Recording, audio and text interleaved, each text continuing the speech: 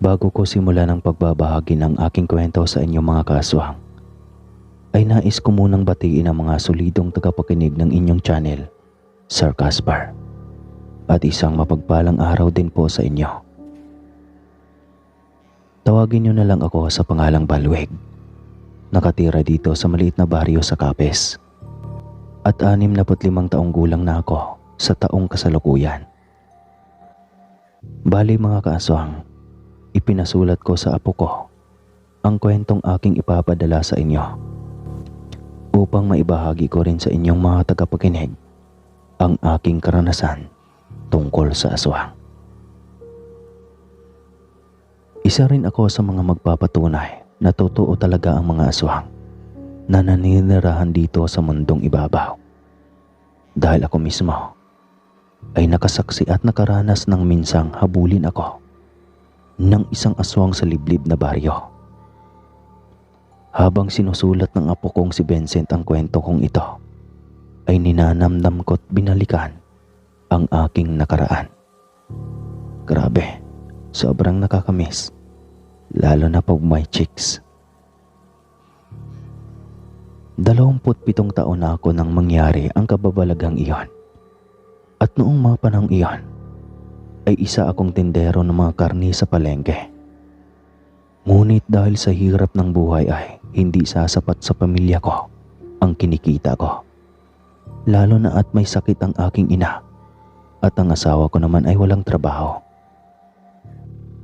Sa kadahilanang siya ang nag-aalaga sa anak naming magtatatlong taong gulang pa lamang ng mga panahong iyon. At inalagaan niya rin ang aking ina.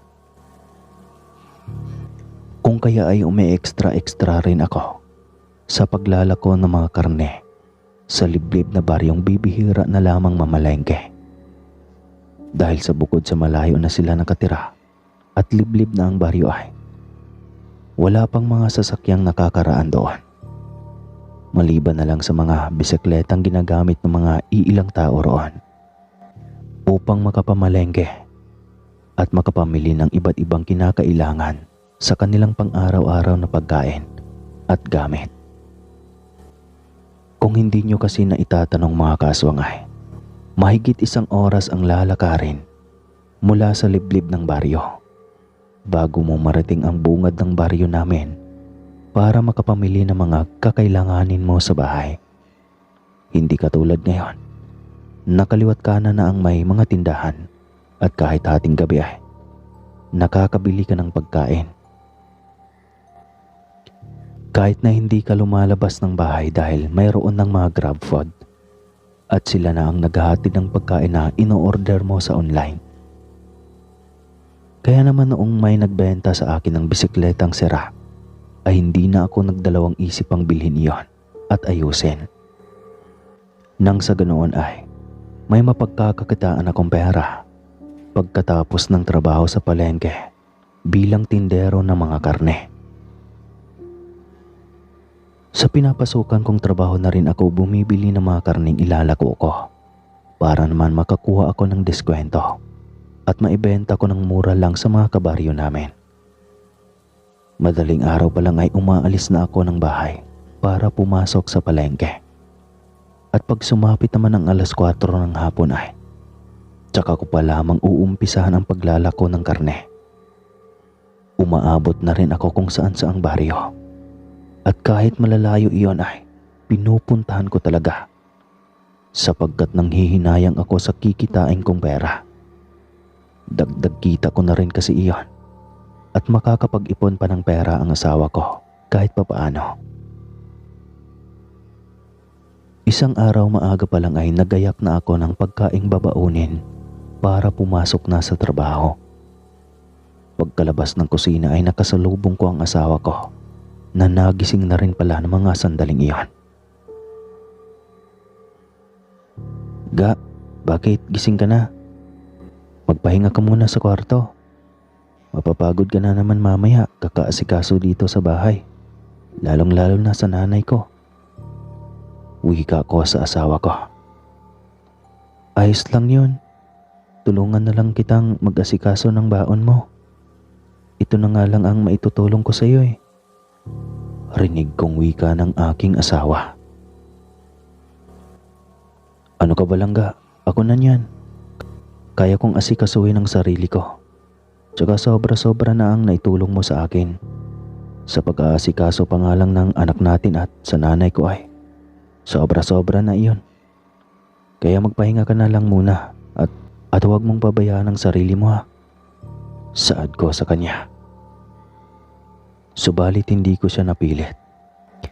At talagang nagsuhestyon siya na umano ang mag-aasikaso sa pagkain ko. Kaya hinayaan ko na ang asawa kong asikasuhin ang babaunin kong pagkain. Nang matapos na akong magkape ay kaagad na akong nagpaalam sa aking asawa at agad nang pumasok sa trabaho. Kinahapunan, pagkalabas ko ng trabaho ay agara na akong naglalako ng karne. Nang sa ganoon ay makapagbenta pa ako ng marami. Noong sumapit na ako sa liblib na kabahayan, ay nagsisigaw na ako ng, "Karne! Karne kayo dyan, mga kabaryo, kapitbahay. Baka gusto niyong bumili ng karne. Murang-mura lang at napaka-presko pa." Masayang sigaw ko habang pinapadyakan ng dahan-dahan ang aking bisikleta. May iilang lumabas ng bahay at bumili sa akin. Kaya labis akong natuwa dahil sa 5:00 pa lang ng hapon ay kumikita na ako. Hanggang sa lumipat na naman ako ng ibang baryo at doon naglako ng karne. Halos lahat ng nadadaanan kong bahay sa liblib na baryong pinapasukan ko ay bumibili ng karne ang mga ito. Ayon kasi sa mga ito, ay bibihira lang daw ang nagagawi sa kanilang maglalako ng karne. Mabuti na lang raw at nagawi ako sa baryo nila.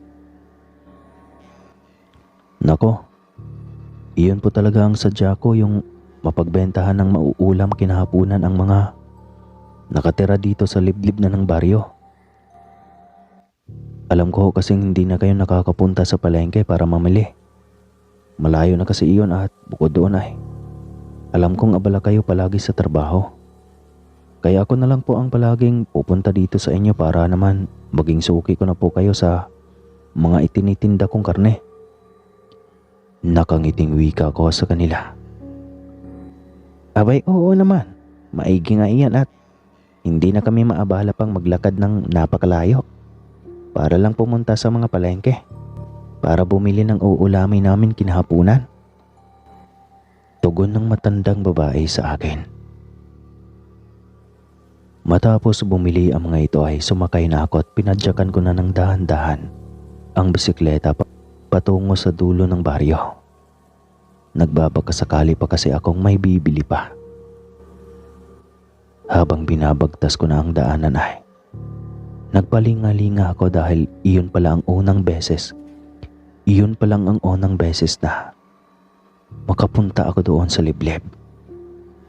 Kaya naman medyo naninibago ako dahil halos lahat ng baryong nadadaanan ko ay kapag mag-aalas 6 pa lang ng hapon ay marami pang mga kabataang naglalaro sa labas.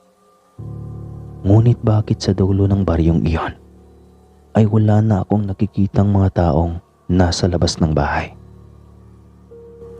Bakit parang wala man lang akong nakikitang mga taong naglalakad dito?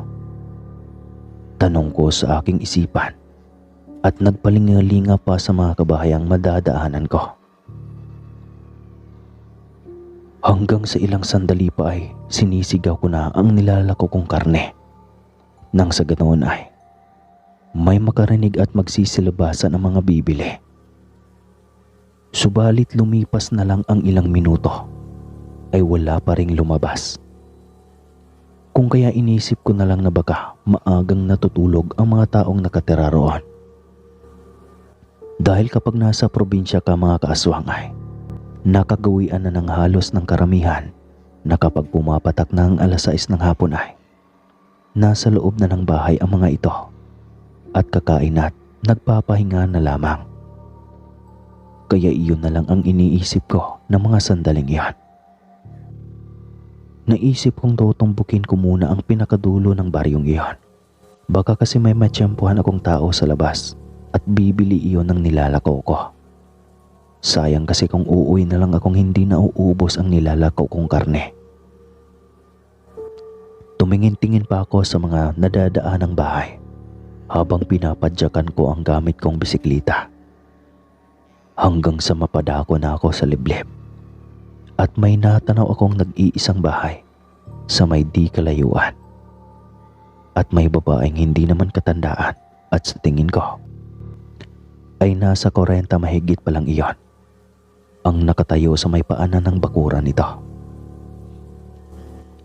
Kaya naman masaya at nagmamadaling binilisan ko na ang pagpadyak ng aking bisikleta palusong sa daanan at nagbabakasakali akong bibili ito. Nang makalapit na ako sa ali, ay magiliw ko itong kinakausap at tinanong kung gusto ba niyang bumili ng tinitinda ko. Mataman mo na ako nitong tinitigan at tinanong kung taga roon ba ako sa kanilang baryo at bakit noon lang niya ako nakita. Sinagot ko naman siya ng, "Hindi po ale, taga kabilang baryo po ako." Nakangiting wika ko rito at medyo nakaramdam ako ng kaba. Pakiwari ko kasi ay iba ang titig ng ali sa akin na tila ba may nagawa akong kasalanan dito. Sumenyas ito gamit ang kamay bilang pagtugon ng sandali lang at nagmabadali itong pumasok sa loob ng kanilang bahay. Bahagya naman akong nakahinga ng maluwag at ngumiti sa babae dahil sa wakas ay mabibilhan na ulit ako ng karne. Ilang sandali pa akong naghintay ay natanaw kong lumabas na ng bahay ang ale at nakita kong may bitbit na itong perang papel. "Sige iho, pagbilhan mo nga ako ng 1 kilong karne at matagal-tagal na kaming hindi nakakain ng asawa ko ng karneng hilaw." Paberong wika pa sa akin ng babae, tsaka humagikik ng tawa. Nakaramdam ako ng kaba nang marinig ko ang sinabi at paghagikik ng babae. Nakakaamoy na rin ako ng kakaiba't nanunuot sa ilong ko. Ang mabahong amoy na umaalingasaw na nanggaling mismo sa babae na animoy. 1 buwan nang hindi naliligo. Subalit mas nanaig sa akin ang maghanap buhay para may maipangtaguyod ako sa pamilya ko. Kung kaya ay binaliwala ko na lang ang takot na nararamdaman ko. At iniisip ko na lang na sayang din ang kikitaan kong pera kung hindi ko ito pagbibilhan. Agad na akong bumaba sa bisikleta at pagkatapos ay pinagbentahan ko na ito ng karne. Habang nagtitimbang ako ng karne, ay napapansin ko sa gilid ng mga mata kong matalim na tumitig sa akin ang babae. Nanlilisik at namumula ang mga mata nito at tila pa papatay ng tao ng mga oras na iyon. Kaya naman kaagad akong bumaling dito para kumpirmahin kung tama ba iyong napapansin ko o imahinasyon ko lang iyon. Ngunit nang ibinalik ko na ang tingin dito ay normal naman ang itsura ng babae. Kaya napaisip ako kung ano yung nakita ko. O baka naman pagod lang siguro ako. Kaya kung ano-ano na ang mga napapansin ko. Inisip ko na lang ng mga sandaling iyon, mga kaaswang, ay baka namamalikmata lang ako. Pagkatapos kong ibalot sa plastik ang karne at nagkapagbayad na sa akin ang babae ay agad na akong nagpaalam dito. Ngunit akmang aalis na sana ako ay bigla akong tinawag ng asawa nito at sinabing magkape na raw muna ako at sa kanila na rin maghapunan dahil madilim na at malayo-layo pa ang uuwian ko. Nagtaka naman ako nang lingunin ko iyan dahil wala naman akong mapansing lalaki kanina sa may pintuan ng bahay nila. Kaya sumagot na lang ako na, "Nako, salamat na lang po sa paanyaya pero wag na ho kayong mag-abala pa, Manong. Hinihintay na rin po kasi ako ng pamilya ko, kaya uuwi na po ako." Sagot ko sa matanda. Akmang papadyakan ko na sana ang bisikleta, ay nagulat na lang ako sa susunod na ginawa ng lalaki. Dahil sa isang iglap lang, ay mabilis na itong nakalapit sa akin at mahigpit na hinawakan nito ang braso ko habang nanlilisik ang mga matang namumula. Bahagya pa akong nagulat dahil sa may kalayuan ito nakatayo kanina at sa tansa ko ay may mga binting hakbang pa iyon mula sa kinaroroonan ko. Ngunit sa isang kurap ko lang ng mga mata ko ay nandoon na ito sa tabi ko at galit na galit ang mukha nitong nakaharap sa akin. Hindi ka maaaring umalis. Dito ka kakain. Galit ang boses nito at mahigpit akong hinawakan. Doon ay nakaramdam na ako ng kaba at takot at napapaisip ng, kakaiba na ito ah. Mukhang hindi na maganda ang nangyari. Saad ko pa sa aking isipan. Agad kong iniwaksi ang kamay ng lalaki at nagmamadali ng pinadyakan ang bisikleta. Madilim man ang dinaraanan ko ay wala na akong pakialam. Basta ang importante sa akin ay makalayo lang ako sa bahay ng mag-asawa at makarating ako sa maraming kabahayan.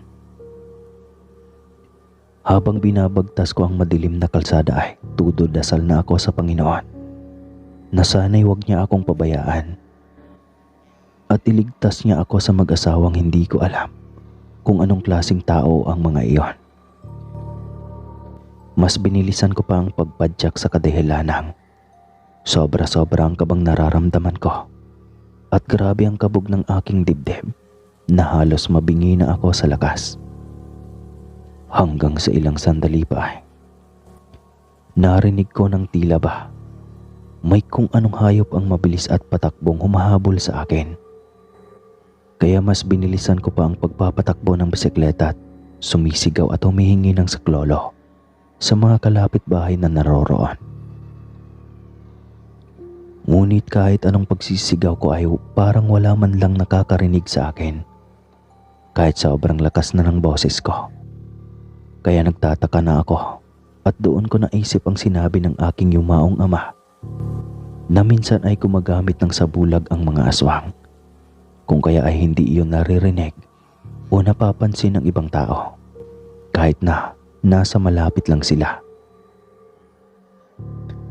Maya-maya pa ay nakarinig na ako ng mga malalaking pakpak na pumapagaspas sa taas at ang kasunod niyan ay ang mahinang huni ng wakwak na tila ba bumubulong na lang iyon sa aking tenga. Kumpirmado ngang aswang ang mag-asawang napagbintahan ko ng karne. Diyos ko, tulungan niyo po ako. Anong baryo ba itong napasukan ko? May pamilya pa po akong umaasa sa akin, kaya sana'y huwag niyo po akong pababayaan. Bulalas ko habang hinihingal na kakapadyak ng bisikleta. Ilang sandali pa ay nararamdaman ko na lang ang isang malakas na kalmot na matutulis na mula sa likuran ko. Naanimoy kuko iyon ng malaking ibon na bumabaon sa likod ko. Kaya napaaray ako at nangangatog ang mga tuhod ko dahil sa sakit na nararamdaman ko. Subalit hindi ako nagpadaig sa takot. Kahit na gumigewang-gewang na ang bisikletang sinasakyan ko, ay tudo-padyak pa rin ako at sumisigaw ng tulong. Hanggang sa hindi na kinaya ng mga tuhod ko ang pagpadyak sa mabatong bahagi ng paahon. Kung kaya ay nawalan ako ng balanse at natumba. Nagmamadali naman akong tumayo upang tumakbo na lang. Hanggang sa ilang sandali lang ay may nasipat akong nilalang sa madilim na parte at hindi ko malaman kung isa ba iyong hayop o tao. Dahil hindi ko iyon masyadong maaninagan. Subalit noong matitigan ko na iyon ay nanlaki na lang ang aking mga mata dahil sa dahan-dahan iyong naglalakad papalapit sa akin. At noong tuluyan na itong makalapit sa akin ay sobrang hilakbot ang nararamdaman ko at nagulat sa anyo nito. Dahil sa maliniwala kayo't sa hindi Mga kaaswang, sobrang nakakatakot ang itsura ng nilalang na iyon at hindi ko mawari kung anong klaseng hayop ito. Dahil sa ang mukha nito ay hugis baboy ramo na may anyong mukha ng aso at ang mga tenga naman nito ay mahahaba at makakapal ang balahibong bumabalot sa buong mukha at kulay itim iyon. Noong ibinaling ko naman ang paningin ko ay may nasipat pa akong isang nilalang na kasing uri nito. Walang anong-anong mabilis na dinumog ako ng isa sa mga nilalang na iyon. Kaya kahit nangangatog at magkanda pa dapat ngud-ngud na ako sa lupa ay hindi ko na iyon ininda pa at mabilis na akong tumakbo palayo sa nilalang. Habang tumatakbo ay sumisigaw pa rin ako at humihingi pa rin ng saklolo sa mga tao. Ngunit wala pa rin nakakarinig sa akin. Hanggang sa ilang sandali pa ay naabutan na ako at agad na dinumog ng dalawang aswang. Pinagkakalmot na ako ng aswang na mahaba ang kuko. Habang yung isang aswang naman ay pinipilit ako nitong lapain. Halos hindi na ako makahinga dahil sa kusang nagsigalawan ang mga buhok ng aswang at unti-unti itong pumasok sa tenga at butas ng ilong ko. Kaya nahihirapan na akong huminga. Nang mga sandaling iyon mga kaaswang ay pagkaramdam ko ay katapusan ko na talaga. Kung kaya ay unti-unti ko na iyong tinanggap. Dahil sa pagkaramdam ko ay wala nang makakatulong pa sa akin sa liblib na baryong iyon. Dahan-dahan akong napapapagit ng mga mata. Dahil sa higpit ng pagkakasakal at pagbara ng buta sa ilong ko ng mahabang buhok ng aswang at hindi na ako makahinga. Noong papasok ko na ako sa buhay ay bigla kong naalala ang pamilya kong naghintay sa pag-uwi ko doon sa bahay. Kaya kaagad akong nabuhayan ng loob at napaisip nang hindi ako maaaring mamatay nang ganon-ganon na lamang at hindi lumalaban. Dahil kawawa ang pamilya ko kapag namatay ako ng maaga, sino na lang ang maghahanap buhay sa kanila? Mabilis na akong kumilos at nagpupumiglas para makaalis sa pagkakadaga ng aswang. Hanggang sa may nasipat akong bato na hindi gaanong kalakihan malapit sa kinababagsakan ko. Kaya agaran ko ng kinapa iyon. At noong makuha ko na nga ang kalakihang bato ay malakas ko na iyong inahampas sa ulo ng aswang na may mahabang buhok. Kaya napasigaw ito ng napakalakas at nabitawan ako mula sa pagkakasakal sa pamamagitan ng buhok. Noong nabitawan ako ng aswang ay kaagad na akong tumayo at agmang susugod pa sana ang mga ito. Nang biglang may mga kalalakihan ang sumugod patungo sa amin at kaagad hinampas ang mga aswang ng daladalang mga pamalo ng mga ito. Inalalaya naman ako ng isang lalaking may bitbit na sibat. "Ayos ka lang ba bro? Ano ba kasing ginagawa mo dito sa dulo ng baryo?" Tanong sa akin ito. Ang iba namang mga kalalakihan ay patuloy pa ring dinumog ang aswang at pinaghahampas. Subalit ilang sandali pa ay nakatakas ang aswang kaya hindi na nila iyon hinabol pa. Inakay na ako ng mga ito papunta sa malapit na bahay at pagkatapos ay ginamot ang mga kalmot at sugat ko. Habang ginagamot ako ay ayon pa sa mga kalalakihang tumulong sa akin mga kaaswang, hindi daw nila narinig ang paghingi ko ng saklolo. Samantalang napakalapit lang sa bahay nila ang pinangyarihan.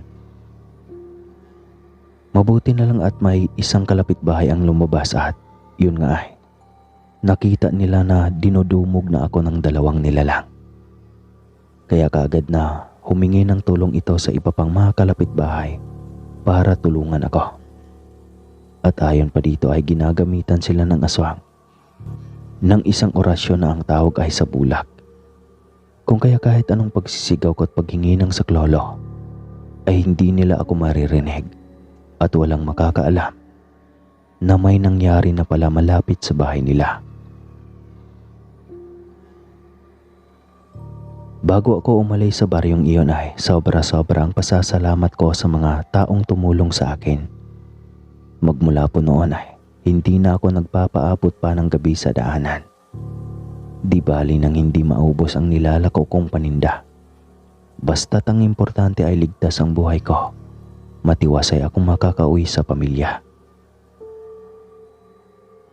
Hindi na rin ako bumalik pa sa liblib na baryong iyon.